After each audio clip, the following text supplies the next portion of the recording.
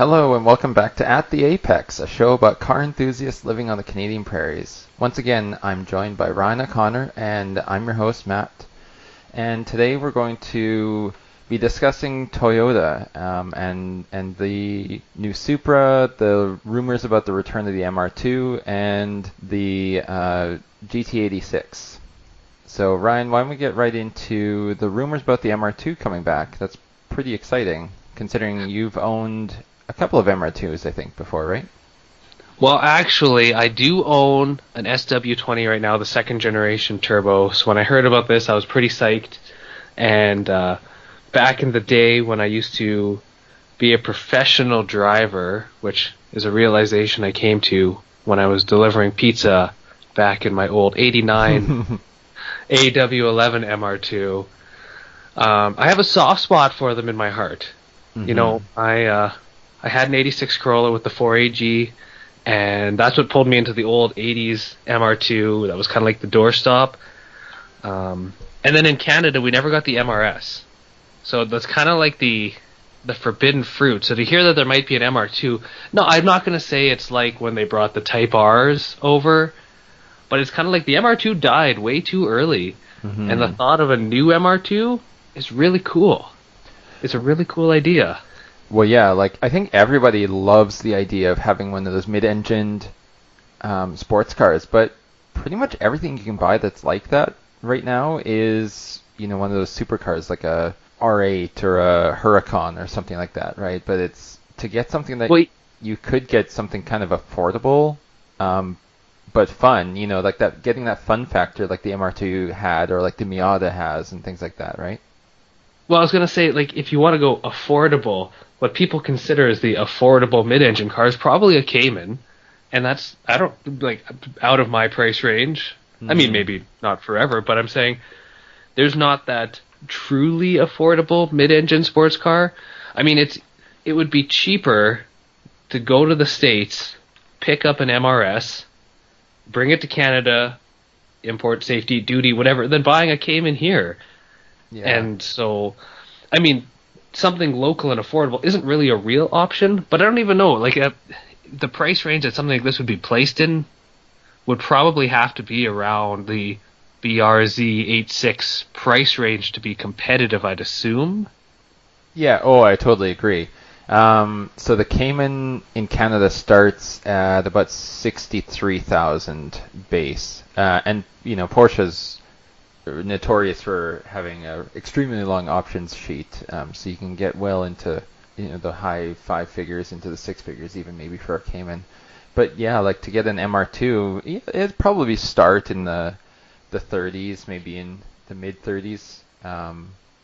You know, so to be able to get something like a mid-engine sports car for, you know, 35,000, I think you're just laughing at that point.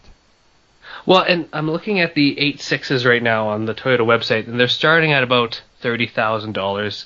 And we'll get into this a little bit later. They do actually have different models of it now, so it's starting at $30,000 and up. So if you could find something that was more performance-based than the 86, I think people would eat that up, because they're complaining that, you know, Toyota and Subaru only added that 5 extra horsepower to the 6-speed manual models in 2017.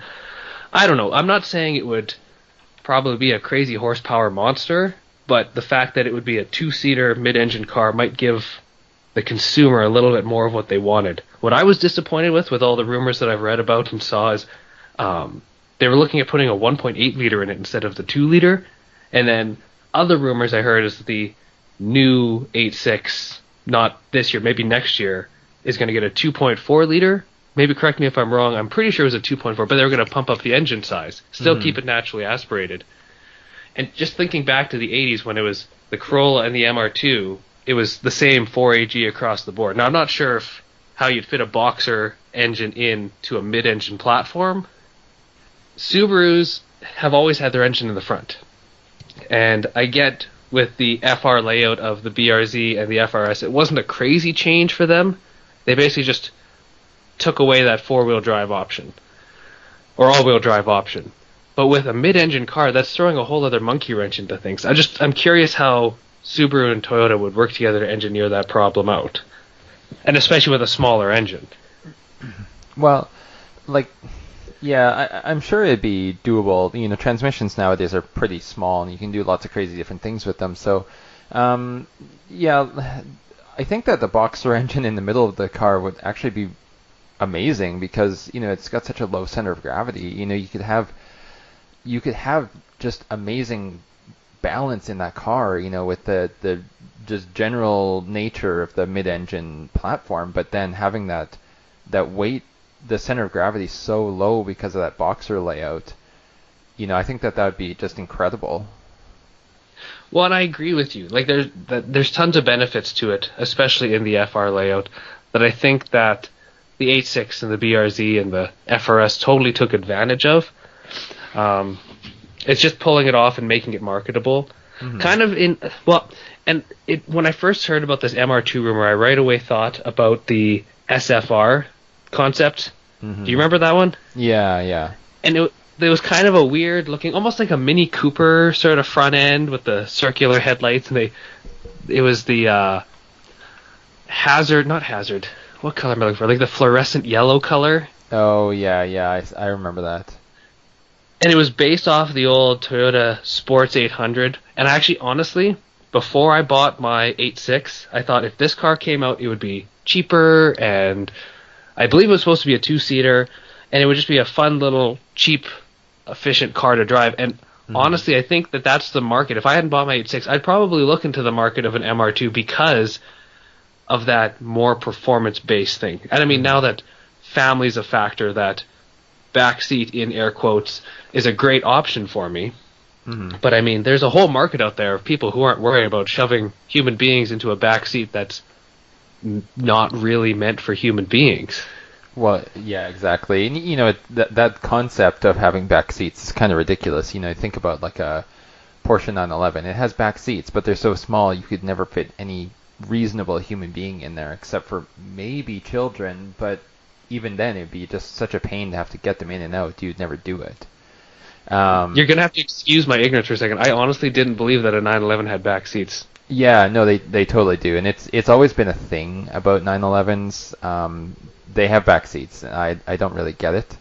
The higher end like GT models, like the GT3, GT2 RS, those types of ones, they take the back seats out for weight savings, but in like a Carrera or something like that, you're gonna have back seats, but they're like microscopic. You think the GT86 has small back seats, and I think the 911 takes it to a different level.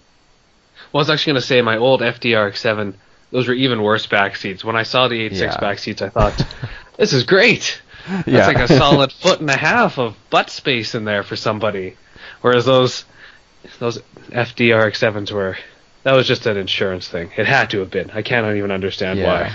I think I tried to squeeze myself back there one time. You know what? I think you did, and you're I'm pretty a pretty tall tall dude. guy, and that I just equate that to Doug DeMuro trying to cram himself into the backseat of some of those cars that he tries to get into. Yeah, and I know you sent me that video of him getting into the back of the 86 and all the complaints with that, but just to reassure you and any of our listeners, I did do the test of me in the backseat of the 86 and had my wife drive around Regina before we bought it, just in the anticipation that our kids grew up to be at least my height. It was doable. It wasn't comfortable, but it was doable. And I used to commute in a Civic Si 2-door, and it was a 45-minute drive, and I will tell you that there's more butt space in there, but definitely less head space in those Civics just because of the slant of those back windows. Mm-hmm. So that was one thing I was looking for too. But anyways, I feel like we're getting totally off topic here. In the idea of power or performance foundation for the MR2 and maybe pulling into that market, Toyota doesn't really need to worry about that because there's the Supra. Mm-hmm. There's the Supra coming out that I think is going to take all of those people, all those little whiners who said, oh, the 86 doesn't have enough horsepower. Well, here's Toyota giving you what you want, but here's the price tag that goes along with it. Yeah, so what I've seen posted is that the Supra is going to start at about, I think it's about 60,000 Canadian. That might be like the base model, but the outgoing Supra back in, what was it, 99 or 98, whenever it stopped being produced, it was into the 70,000 back then, which was a ton of money. That's probably closer to like 90 or so nowadays. So to have the Supra come in at maybe 60 to 70,000, like I think that's right in the sweet spot for it. It's less than some of its main competitors, like maybe BMW or like the Z4 will definitely be more expensive than the Supra, simply because it's and a I think BMW. that goes. But Yeah, that's what I was gonna say. but I think I've seen somewhere that the new Supra is going to have, I think, 340 horsepower, which really isn't a ton. Like most of the Mark IV Supras that you see, it came with, I think, air quotes, 276 horsepower, but you could put a exhaust on it and an intake on it, and you're getting close to 400. And those things are legendary for pushing 1,000 horsepower without any rebuilt internals or anything. So, like I think that the 340 horsepower is going to be fun, but I don't know if it'll be enough. I think it might have the same complaints as the GT86. You think so? You think people are going to say it's not enough power for the price you're paying? Well, I'm thinking it's going to be not enough power for the legendary status of the Supra. Well, here's the thing. I don't know if anything can live up to the hype that the Fast and the Furious has given it. And I don't want to always pull into the Fast and the Furious, but if you know the car, it's probably because of that movie. Yeah. But you think of things like nowadays, like the 2019 M5, BMW M5. It's got something like, it's got 600 horsepower.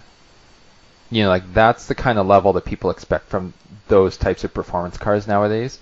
They expect 500, 600, 700 horsepower. Like a Dodge Demon, I think, has 780 horsepower, something ridiculous. It's to give the Supra 340, 350 horsepower, I think is gonna make a lot of people mad, to be honest. And I think the comment sections of YouTube and everything are going to fill up when that car comes out and go, hey, I have this old, and you said Mark IV, and I'm kind of against calling them Mark IVs, but that's a whole other discussion. The fourth generation Supra, like you said, does have that crazy potential. And if a car coming out of the factory can't meet a decades-old car's potential, that's what people are really wanting. They're wanting to buy that legacy. Mm-hmm. They want to buy a Supra because of its legacy.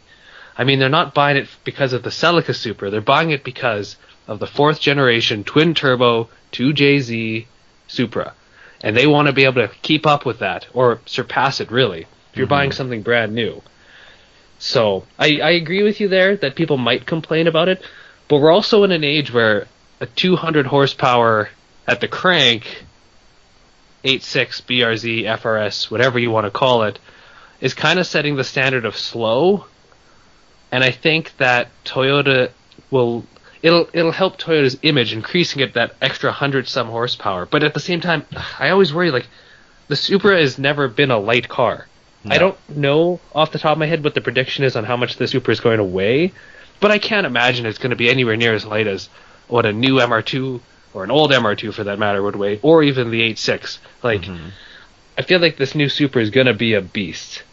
Kind of something more like the old 300ZX Fairleys. They were big V6 twin turbos, but they were heavy, and they just kind of sloshed around. I hope that they make this Supra a little bit more agile, but I think it's going to be a bigger car. It's going to be a high horsepower touring car, not a little sporty two-seater. Do you know what I mean? Oh, I totally mean. I know what you mean. Like the Z4, Z3 on BMW side has kind of been known as that Grand Tour. At the relatively budget-priced Grand Tour coupe.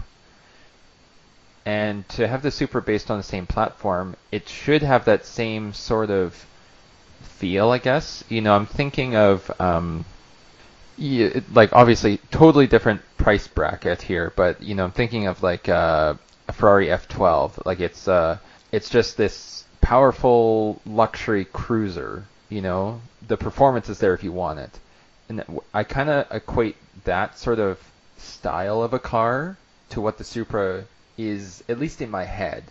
We saw those concepts come out back in maybe 5 years ago.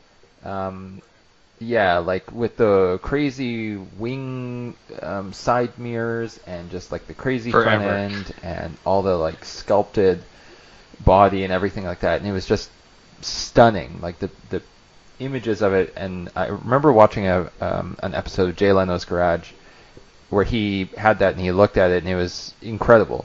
With the leaked images that have come out lately, I don't know, like, I guess it's because we've been teased with this new Supra for so long. It's like, for me, the hype is almost gone.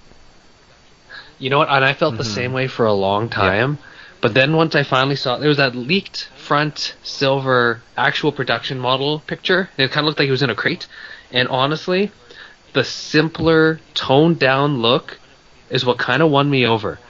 The big, flashy, whatever, it just kind of made it made it seem so much more unobtainable. It made it seem so much more like it was just trying to live up to its image. But when you actually see something that's going to go into production, that's where I kind of said, okay, this is going to be okay. This is going to be something kind of cool. But looking on the BMW side of things, I'm just kind of looking at the stats of the Z4, and its curb weight's between 3,000 to 3,400 pounds. Now, I'm assuming the Supra is going to be comparable to that, and there's also the option of a 4-cylinder in this Z4. Is this something? I don't know. I don't know if this is something that was included in the plans for the Supra or not. I don't know. My gut feeling is that because of what people are expecting the Supra to be, I think that Toyota would be making a huge mistake if they decided to put a 4-cylinder in it. Even if it still made 300 plus horsepower, if they put some, crazy turbo 4-cylinder or something in there, I think that if you put anything other than an inline 6 in that Supra, people will turn their noses up at it. Oh, people are already turning their noses up to the BMW badge, even though it's an inline 6, 3-liter. Come on, people, this is exactly what you've been asking for. But I get it, people are swapping in 2JZs into 8.6s because it's a Toyota engine. People are swapping in 3S GTEs because it's a Toyota engine. There's a lot of purists out there that are wanting things just to be a certain way. And I think you're right. If it does come with an inline 4 option, cool. I'm sure that would drop some weight. It would drop the cost probably significantly. And I bet you within 5 years that inline 4 would probably find its way into a bunch of 8.6s, but I don't know. I think having an option would be good because there's people who want to get into a base of a car. Like, there's a reason why there's an entry-level car in a lot of companies, and I think there's a reason why there's automatic non-turbo Supras in the world is because somebody wanted that car, and they might not have cared about the power or the transmission. That was also before the Supra really reached that legendary status. Well, and that's true. But here's the thing, though, too. That was when it was like just a nice mid-priced cruiser, performance. Like a touring car. You could load up your family, load up some stuff, and go for a weekend somewhere. Well, yeah, it's like people are used to buying Camrys from Toyota, and there was this nice sports car you could get from them for like a reasonable price. But, like that's what people were doing back then. It was only like years later that people decided, oh my god, this thing is amazing, and then Fast and the Furious came out and just put it up on the pedestal. So and what a pedestal it has to climb up to. There's not a lot of cars that have that same status that companies are trying to live up to. There's two ways I want to go with this really quick. One, with the automatic transmission. So this new Supra is not going to come in a manual transmission. Yeah, I'm not really surprised about that. With everyone going dual clutch automatics, that's really not a surprise to me. Well, and it wasn't to me either, but do you think there's going to be some grumbling from the peanut gallery when this comes out? Well, I heard one time, and maybe this was just a rumor, but I thought I heard that one of the Toyota executives had mentioned that that a manual is in the works. It's just not part of the release. And I'm sure there's going to be somebody who's going to make a kit or something for it. But I think when we're old and gray, we're going to look back at the manuals and go, why did anybody ever buy those? They're so slow. Kind of like how we look back at 90s Japanese classics and go, you got that in an automatic? Mm-hmm. Because it's not the same automatics. No, like automatics nowadays, like you think of like the Porsche PDK or, something like that, the dual clutch ones in the R8s and the Huracans and things like that. They are so lightning fast. I even think of the manual or the automatic transmission in my minivan.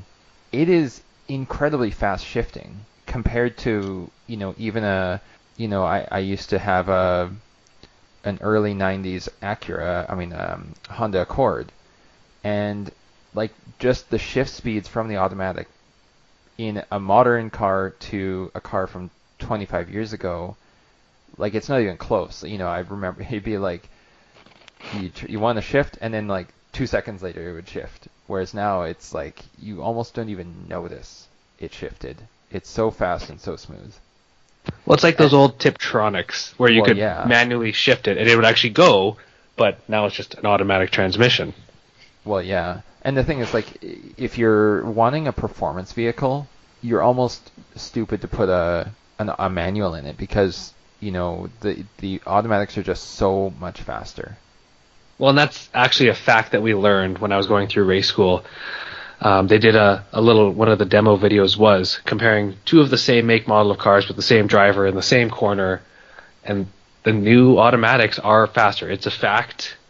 And yeah, like you said, you'd be dumb to put a manual transmission in a performance vehicle now because you can't physically do what a computer and all these mechanisms can do for you. It's just not possible. Sure. Yeah. Which is sad. It's a little bit of a depressing point for me. It makes me feel old and archaic, but it's way more fun, and I bought a car that has a manual transmission, so I'm just going to stick to my guns for a while here. Who knows? I'll change my mind someday, I'm sure. Yeah. The thing is that there's nothing that a manual can take away from... like you can never take away the driver involvement with a manual. Like that's the thing. That's what people like about it. Yes, it's slower. Yes, maybe the automatic is better, but you feel more connected to that car when you're driving a manual. Well, no, I agree with you there. 100%. I enjoy it. But then the little side of me that says, but I want to be fast, says, maybe you should have bought an automatic. Or maybe you should have bought a car that offers one of those really good automatics. Like the Evo 10s had a really good automatic. The top model of the Evo has the dual clutch automatic transmission. So, based on that comment of, okay, I bought my 8.6 as a manual, and it does have an automatic option, but all the reviews I read said, get the manual, it's better. And I'm a big old school manual guy. I like it. I personally enjoy driving it even on a daily basis, gridlock, traffic, whatever. It's just more fun for me. Personal choice. But you can actually go and you can buy the automatic model, and it's more. So if you want to buy a manual 8.6, a 6-speed manual, it's about 30,000 Canadian. If you want to buy the automatic, it's about 31,200-ish. And then one of the things that I wanted to talk about tonight is they actually have different trims now of the 8.6. So you can get a GT model, but now the big one that everyone's talking about is this TRD edition. So I don't know how much background you have into this, Matt, or how much you know. Yeah, I haven't really heard much about the TRD 86.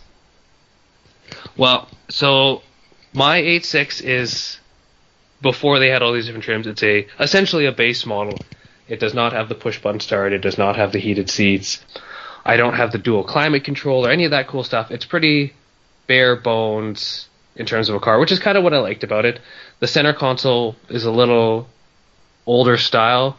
It lights up orange instead of the red or white like the rest of it. It's very Toyota in that sense. I kind of like it, but at the same time, I'd love to change out those LEDs if I ever get a chance. But this new TRD package, which jumps up to over $38,000 Canadian, is a lot for what you get. Soon as people saw it was coming out, I got a lot of messages saying, "Oh, you should trade yours in. You should go check this out." And it's a cool car.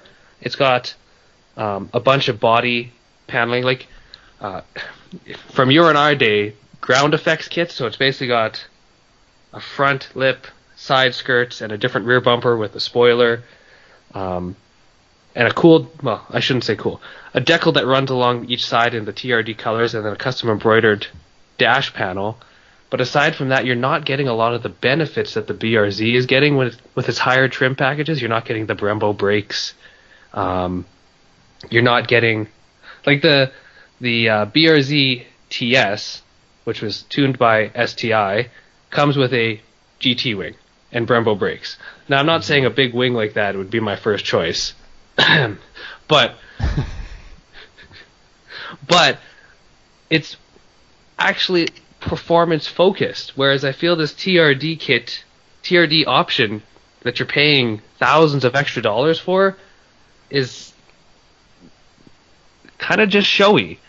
And I think that kind of defines the differences between the 8.6 and the the 8.6 and the BRZ. Like the 8.6 has always kind of seemed to be more of the tuner's choice, if you will, and the BRZ has been the dedicated, I'm going to the track, and people use them a little more. It's sort of those master race BRZ jokes that you see, but it's kind of got some background behind it, because you look at this and you got fog lights, and just looking at it, okay, I'm going to have to eat my words a little bit here. It does come with the Brembo brakes, which I'm a little jealous of now, and I think I'm going to have to try and find some of those used or new from the dealer. But aside from that, it's really not a whole lot.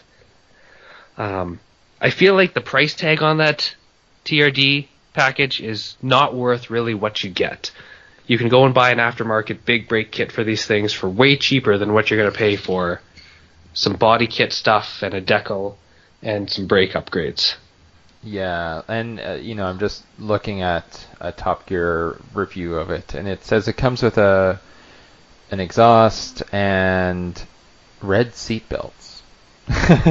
So yeah, like $8,000 is kind of a lot of money to pay for some different rims, some Michelin Pilot Sport 4 tires, which the price difference between what you would get on yours versus this, I'm not sure if it's a huge amount, probably not too much. And then like a different exhaust and stuff, that is kind of a lot of money. You're mostly paying for that TRD brand. But I have to admit, it almost seems like the TRD line right now is kind of being diluted a bit, because Toyota announced that they are coming out with the new TRD editions of the Camry and the Avalon. TRD and Avalon are words that should never have been uttered in the same sentence.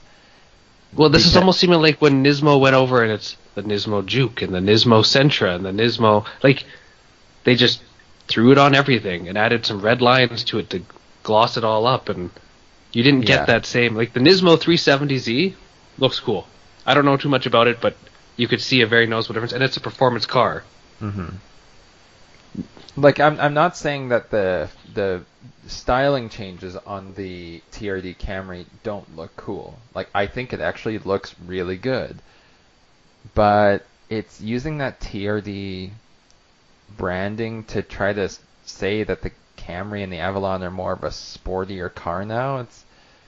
I think that's a bit of a stretch, and it is diluting maybe the illusion of what the TRD brand should be when it comes to things like the 8.6, or maybe I'm assuming that in the future they'll come out with a TRD version of the Supra and stuff like that. So like I think that the upgrades you're getting with the TRD 8.6 are not bad, but maybe a little overpriced. Like you said, you could probably go do it yourself for a little bit cheaper, but most people wouldn't want to do that.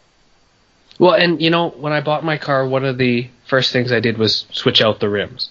So I'm not going to spend that initial cost to get different rims that I'm probably going to want to look to replace anyways. Oh, for sure. So, another point on that, I personally, this new generation of Camry, even before the TRD package, I've always liked. Well, I shouldn't say before the TRD package. I've always liked the new Camry. With the TRD package, I feel like it's just wrecking it. Not that this is something we wanted to talk about, but I really liked the new Camrys a lot. It's almost like TRD is just trying to throw it in your face and go, "Wow, look at this." Oh, for sure. Yeah. It's trying to play to that that idea that everybody wants a performance car nowadays, but they don't necessarily want to pay for one, I guess. It's, you know what I'm trying to get at? It's that idea that prestige of the people name. want that, yeah. Well, and looking at this TRD Camry, it's kind of got some cool stuff on it, but I don't know. Are you really going to go take a Camry and rip around? I mean, sure, some people will rip around a racetrack with it, but if you're doing that, are you really going to buy the most expensive Camry you can buy, or are you going to buy something a little bit cheaper and then put that work and time into it? Yeah. But I also maybe think that Toyota, maybe they were just saying, well, we've been taking the Camry to, what's it called? The NASCAR Sprint Cup, Sprint Series? I forget what it's called. Maybe it's not even by Sprint anymore. But like that, top level NASCAR series, Toyota's been running the Camry there for years now. And maybe they were just like, well, we finally should do something to try to make it look sportier, if we're on the racing street. it. Yeah. Well, and see, I saw that, and I saw the new. I don't know if it's the new Supra mock-up for NASCAR or whatever. I was reading an article about it, but when I look at that, and you look at anything past the front bumper, really, it's not that car anymore. No, because it has to conform to all the shape and everything of a NASCAR, whereas the Camry kind of fit that anyways, but it was never really a car that people associated with racing, right? It's, the Supra people associate with racing, or like, I think the Chevy used to run the Malibu, or something like that, which was kind of the same situation, but Ford, I think they run do they run a Mustang or something like that? No, it's not a Mustang. I know it's I forget what car they run in NASCAR. I think it might be the Mustang, but it kind of fits. Where some of the other brands racing in that series it doesn't really work. They're racing in it just to race in it kind of thing. Yeah, and because it kind of has to look like one of their street car models that they do up the front decals to make it kind of look like it. Well, and so that's why I've never really put too much weight on the Camry being in that. It's a car everyone's grandma has owned, or someone whose grandma who's owned it. It's kind of like a Civic or a Corolla. It just kind of fits that build. So I get Toyota's trying to do something cool here, but like you said, I think the best way you put it is it's diluting that TRD name. So kind of disappointing, kind of cool, but STI wouldn't put their name on a BRZ. It's just tuned by STI. Yeah, exactly. Okay, so I want to segue now into something that we talked about earlier. It's we've both kind of done some racing locally, and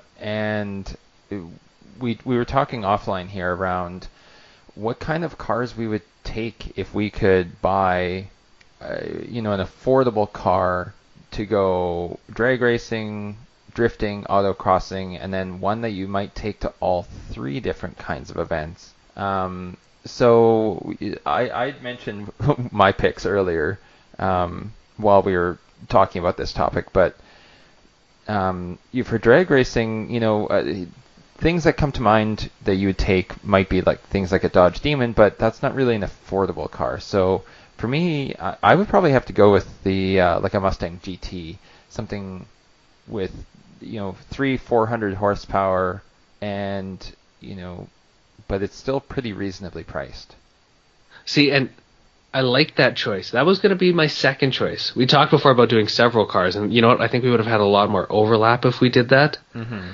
So I'm glad we went to one car, Matt, but for my drag choice, I would have picked something like an old Firebird / Trans Am, or even like an old Camaro, like you had even the slightly newer ones from the 90s, not because they would be the best, but because you have that interchangeable 350 and the support for a 350 that you could just throw parts on it and throw parts at it.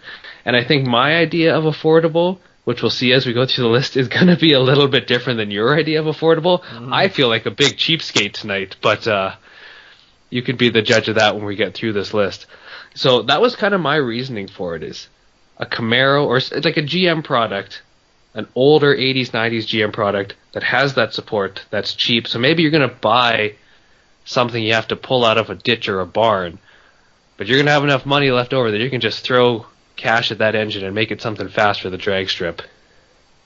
Yeah, like I kind of see where you're going with this, because yeah, you could buy like a mid-90s Camaro, and those engines and transmissions were basically garbage. Like, you know, you have a 5.7 liter V8 and I'm making 250 horsepower. And nowadays, like, you know, an engine like that would maybe be pushing 200. But you'd have to pretty much buy like a crate engine, or go in and just rebuild it completely and put like a supercharger on it and stuff to get it really drag ready, I guess. If you were to want to do any kind of respectable times, if you were just out there to have fun and whatever, like, the car would be totally fine. You could take a Cavalier out there. Oh, I think that's sure. one thing we should mention, is that this is affordable, but still be able to go out there and compete. I mean, you're not going to be running the fastest time of the day, but you're still going to go out there and feel like you did okay. Well, yeah, like I remember you took your FD RX-7 out there, totally unmodified. I think it was totally bone stock, wasn't it? It was, yeah. Yeah, and I think you did in the 11s. No, oh god, no. I did No, 14 flat. Oh, was it? 14 oh, flat man, at 100 miles an hour. Yeah, but it was still like insanely fast. Well, and you know, it was a fun car, but you could definitely tell that was not a drag racing built car. Oh god, if I'd no, hit 11s, that no. would have been awesome. No, but what I'm saying is, like, even that car, it's not at all meant for that, but it still did amazing. Yeah. I raced against you in my 2011 Chevy Cruze, and obviously not at all a drag car, not at all meant for that, but it was still fun. And yeah, like I think I did, I don't know, in the 17s or something. It was just awful. But you actually raced my old 79 RX-7. Yeah, and your 79 RX-7 just blew me away. I'm going to have to post that video later for anybody listening. Sunday video coming out. But it was fun. It was a lot of fun. But yeah, awful. But that's the thing, is if it's fun, then that's the point. So, you know, honestly, if somebody goes out and they buy, and I'm just using the Cavalier as an example because, you know, it's something old, it's cheap, and if you go out and you have fun drag racing a Cavalier, then that's all that really matters. I guess maybe we're just putting our own bias on this a little bit. And, you know, I'm looking at it in terms of, it's something that would be, a Camaro would be something that's affordable, and I could work on it, whereas I think you're looking for that out-of-the-box performance of, like, the 302s, right? Is that what you were thinking? Yeah, like I was thinking, you know, like you can get a 5-liter Mustang that's pushing over 400 horsepower, you know, with that'll do like pretty decent times at the drag strip out of the box. Even like the really new ones have launch control and stuff like that. Like I was thinking more of like a late 2000s GT where you could get it for, you know, in the maybe high teens, low 20s. Just to go back, I was talking about pulling out of a ditch or a barn, and you're looking at the $10,000 and plus dollar range. So our idea of affordable is a very drastic different definition. So well, but you were talking about pulling a car out of the ditch, but then pouring a bunch of money into making it fast. Well, not $10,000, but that would be nice. Okay, so that was drag racing. What about drifting? How about you go first on this one? For sure. Okay, so it's funny that you say the Mustang, because I was thinking a great, affordable, air quote, affordable drifting car that you could get into for cheap and be relatively reliable would be a Mustang. Now, I'm saying that with my bias of loving my solid rear ends from my RX-7s and my Corollas, like a Fox body Mustang or something a little bit newer. I mean, it really depends on your price range, but you have that instant torque and something that is common enough that if you smash it up, you can find some parts for it. And again, something that could be old enough you could drag it out of a ditch or a barn and still do stuff to it, but it's got that rear-wheel drive, instant torque, affordable, relatively reliable, good aftermarket support. Yeah, like if anyone's familiar with Chris Fix on YouTube, he has it's like a mid-90s Mustang GT that he goes and drifts with. And yeah, so I totally agree. Like like a 20 plus year old Mustang would be amazing for drifting. You're before all the electronic nannies that would get in your way, but still enough power and engineering in them that you could do that without having the car totally fall apart on you. Well, and the other thing I was thinking is if you're going to go out there and you're going to drift your pants off, you're probably going to wreck your car. You want something that isn't this gem of a car that you're worried about wrecking.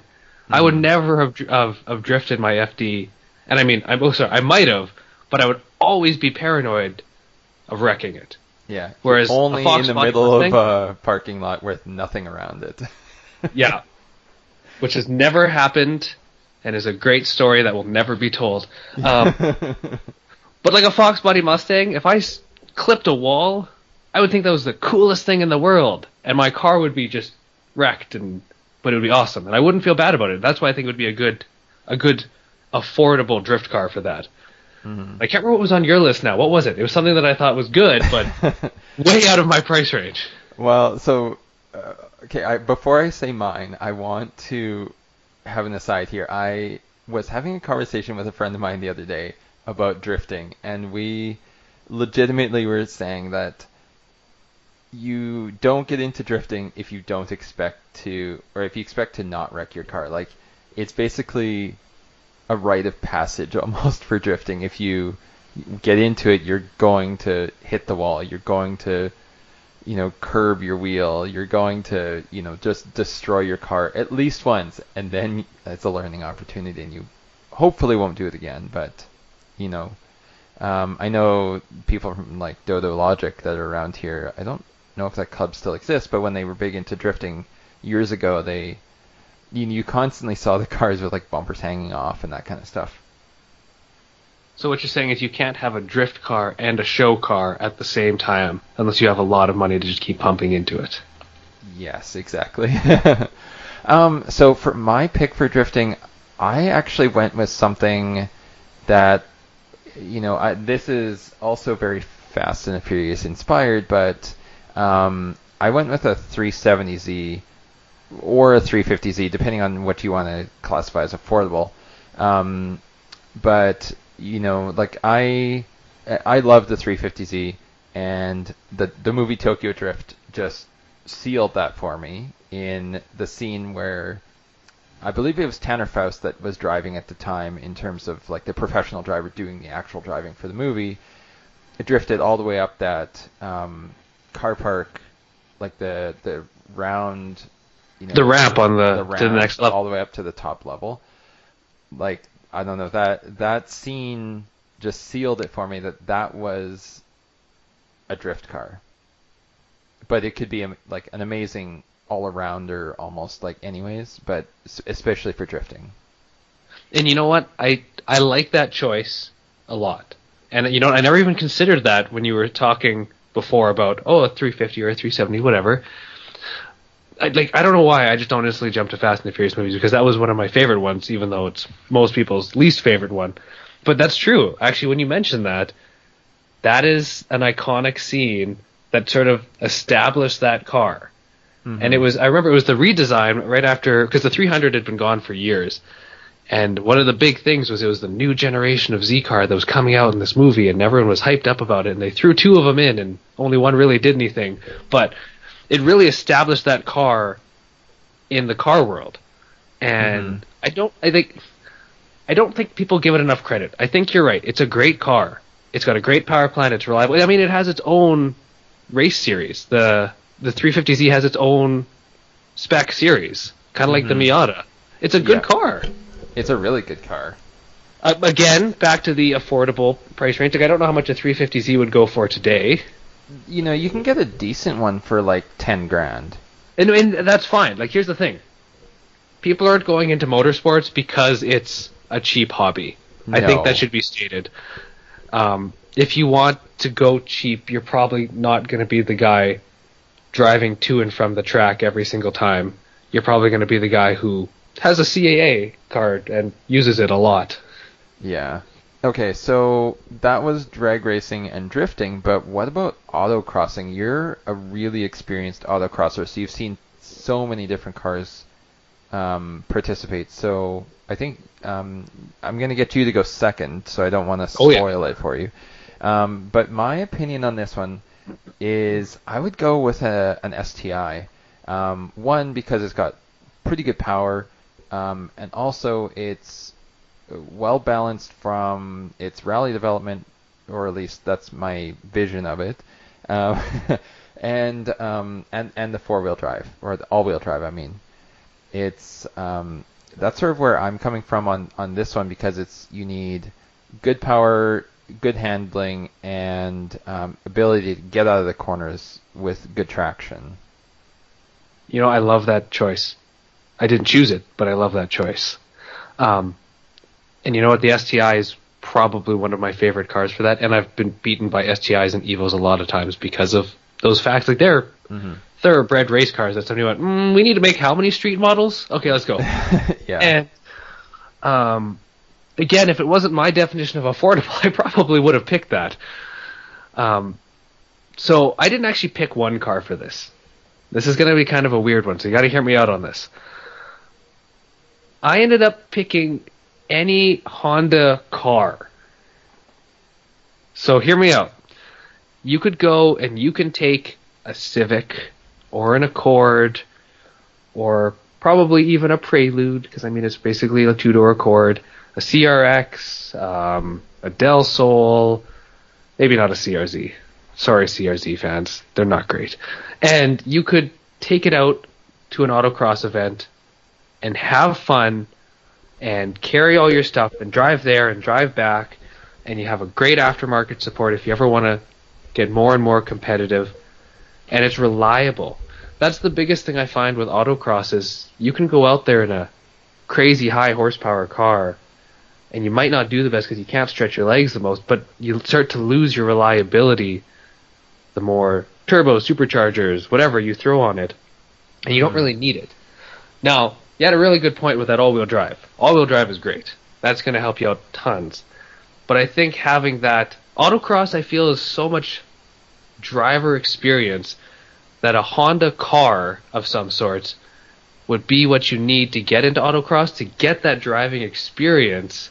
And then when you're ready to move on to something else, sure, go for it. Go spend something that people consider affordable of $10,000 or more and move on. But I think to get into autocross, and you can still be competitive. Like, I think when you brought your Civic out, I don't remember you being even in the bottom half of the pack, and you had a relatively stock Civic with, not to say you had no track experience, but you didn't have a ton. I had lots of track experience on video games, but I had never participated in person in a one where you're actually using a car. Like I'd been go-karting and stuff, but that's it. But yeah, like I think I kind of came in the middle, but it was yeah, you're right. It comes down to driver experience, but that's pretty much any series. You know, you could say the same thing about drag racing. It's all about being able to know how to launch correctly, or drifting. It's, you know, how to control the car properly. It's each series, each types of racing has its own requirement of It's specialty driver skill sets. experience and yeah, those skill development. Well, and I'm not saying that the other two don't. I'm saying they do.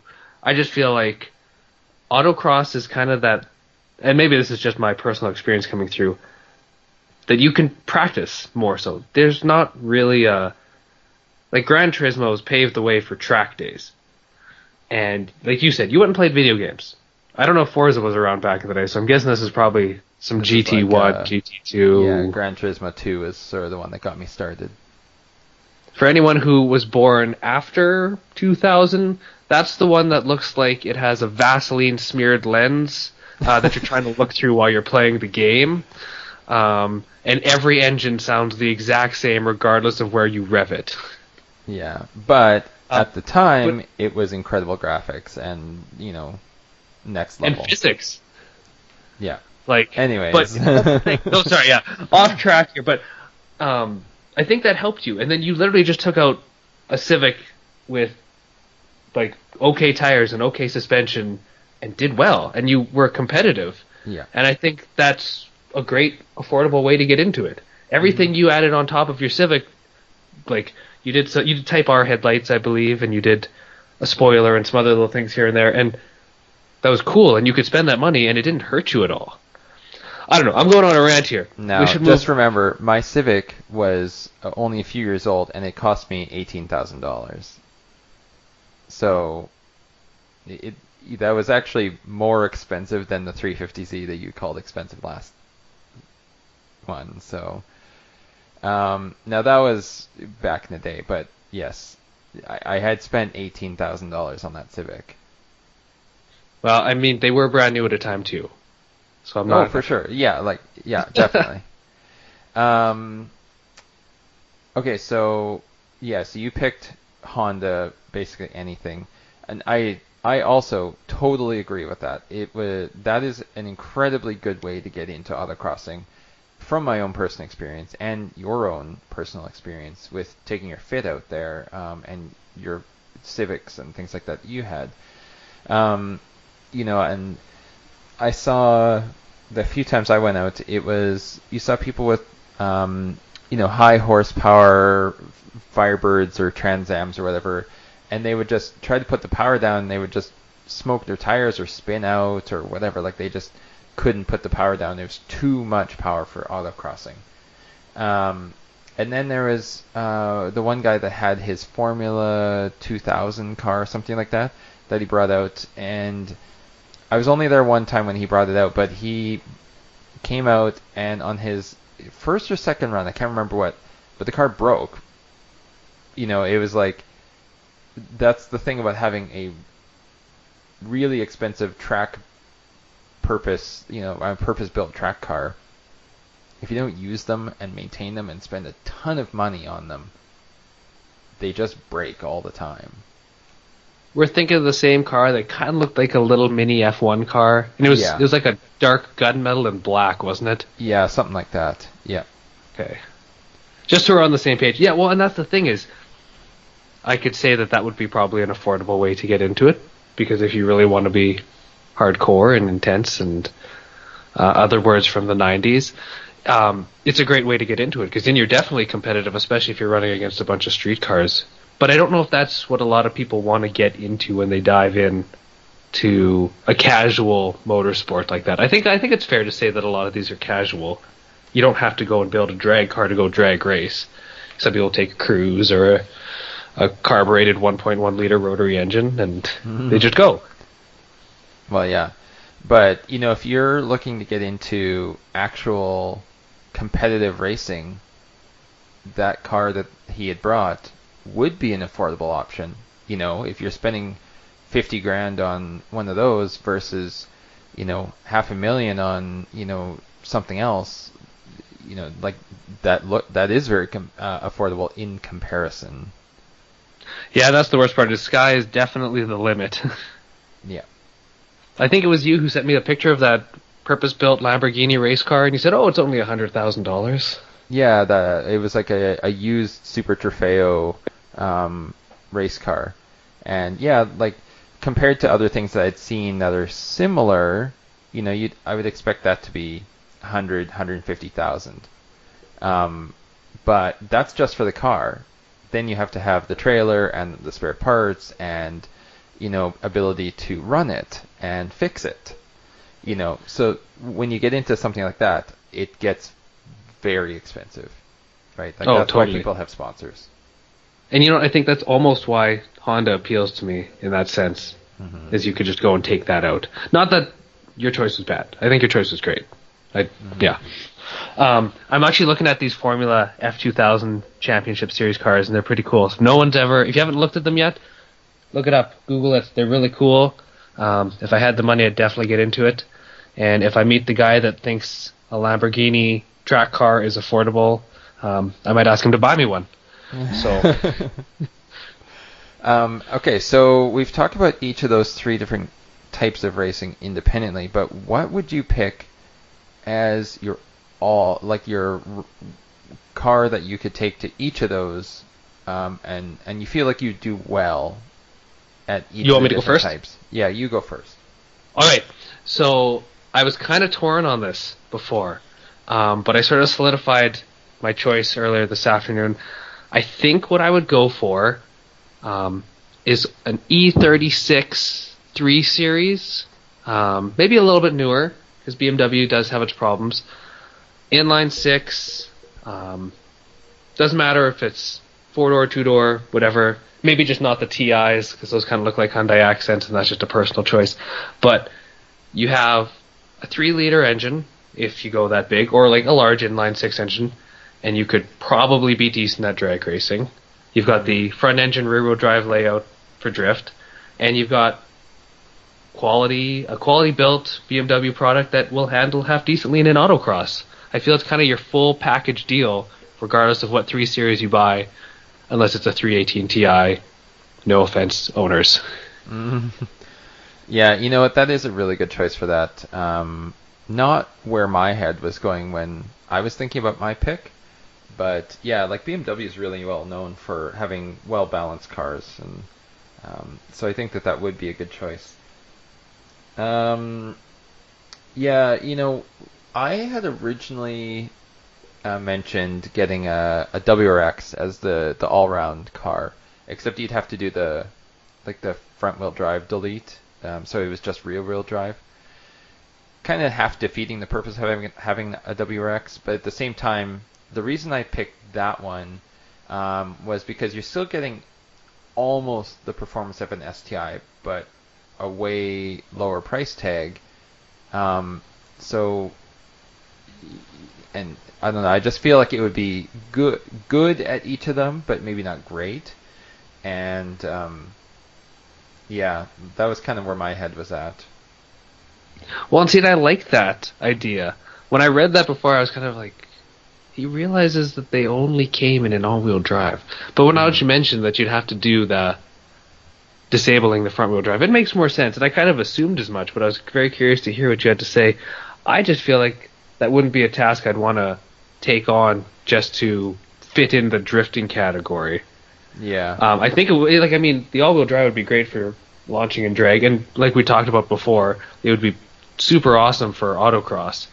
But why would you not go for the STI? Like, what's holding you back from that as an all-in-one car? Because if you're already putting that extra work in, yeah, like to make it just rear-wheel drive, it gets almost to the point where it's at the top end of what I would consider affordable. So I wouldn't want to take one of those cars and then rip out half of the point of the car, the all-wheel drive. So whereas a WRX, it's,